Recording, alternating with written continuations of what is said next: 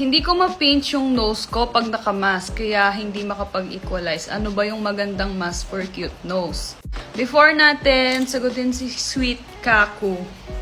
Hi, my name is Baby Des and may content for my weekly free dive sessions. Kung gusto niyo siyang mapanood, pumunta na kayo sa profile ko, nakapin na yan. There are several factors that affects your ability to equalize with a mask. So, the first thing that would possibly affect your ability to mask is your fingernails. If mahaba yung fingernails mo, mahihirapan kang i-pinch yung mask mo. And yun nga, depende din kung paano ka mag-equalize. That's the next factor because you should equalize from the base to the top. So, pag ganun siya. With a mask, it should look something like this. Pataas.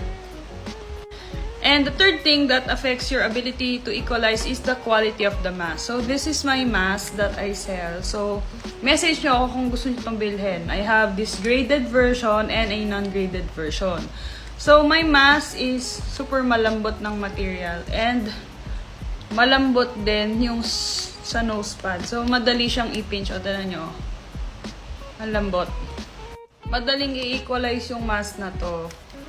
And for small noses, kita nyo naman yung ilong ko, madali siyang gamitin. So, kung gusto niya nito, message nyo lang ako. Mag-reserve kayo sa akin.